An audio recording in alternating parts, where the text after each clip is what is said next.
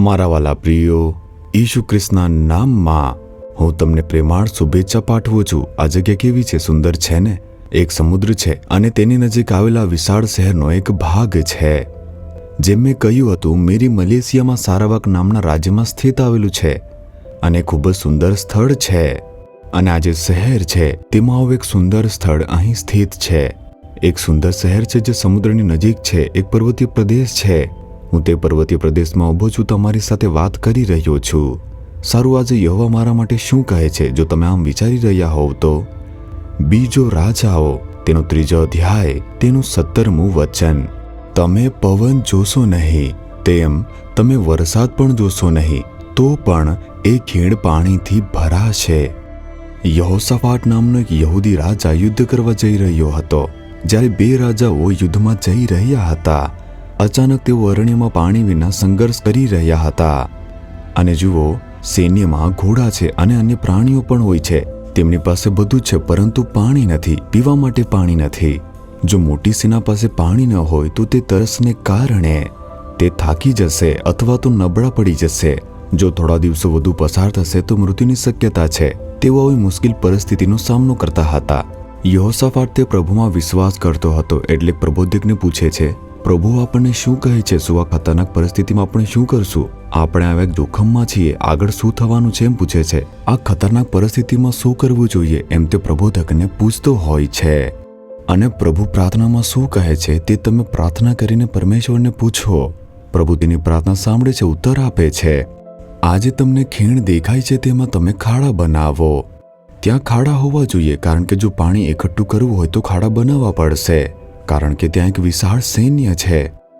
તમે પવન જોશો નહીં કે તમે વરસાદ જોશો નહીં, છતાં તે ખીણ પાણીથી ભરાઈ જશે। આ પ્રભુનું વચન છે જે તેમની પાસે આવે છે। તે કેવી રીતે શક્ય છે? આ એક અરણ્ય છે, પાણી મળવાની શક્યતા નથી। આ વરસાદની કોઈ ઋતુ નથી, વરસાદ માટે કોઈ પવન નથી, અનુકૂળ પરિસ્થિતિઓ નથી। પ્રભુ કહે છે, પરિસ્થિતિઓ તરફ ન જુઓ, હું તમને ખાડા બનાવો કહું છું તે કરો। તમે પવનને જોશો નહીં અથવા વરસાદને જોશો નહીં। શું તમને પાણીની જરૂર નથી? પાણી આવશે। કેવી રીતે આવશે? જે અલૌકિક કાર્ય, અદ્ભુત કાર્ય કરી શકે છે તે એવા પરમેશ્વર છે। તમારા જીવનમાં પણ પ્રભુ કહે છે, દીકરા દીકરી, ખાડા બનાવો, પ્રાર્થના કરો।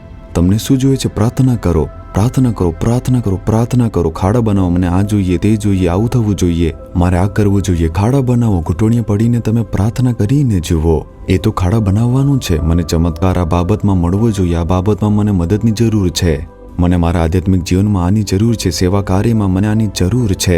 પ્રાર્થના કરીને ખાડા બનાવો। પ્રભુ 800 લોકોને મદદ કરતા નથી। તે કહેતા નથી કે કંઈ ના કરો, હું તમને પાણી આપીશ, તમારે જે કરવું જોઈએ તે કરો, મારે જે કરવું છે તે હું તે કરીશ। તમારું કામ ખાડા બનાવવાનું છે અને પાણી લાવવાનું કામ તે મારું છે। અને રાત્રે પરમેશ્વરે તે બધા ખાડાને પાણીથી ભરી નાખે છે। કોઈને ખબર ન હતી તે ક્યાંથી આવ્યું હતું, તે કેવી રીતે આવ્યું। એ સ્વર્ગના પરમેશ્વરનો મહિમા છે અને સામર્થ્ય છે।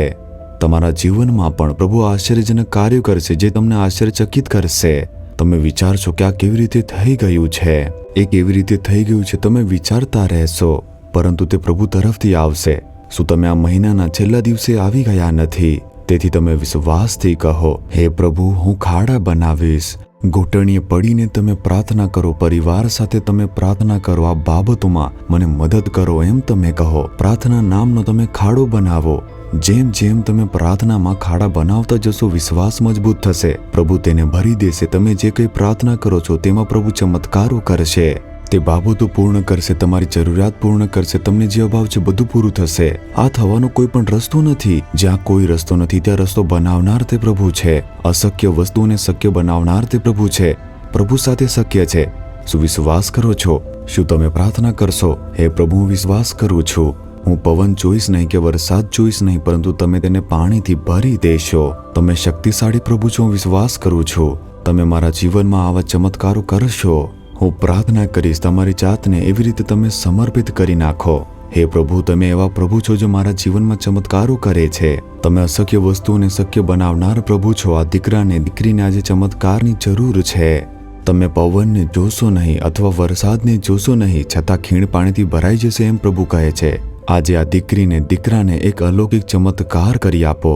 તેમને આ બાબતમાં એક ચમત્કાર જોવા દો પ્રભુ. તેમને જણાવો કે તમે સર્વશક્તિમાન પ્રભુ છો. ઈસુ ખ્રિસ્તના નામમાં આમેન, આમેન.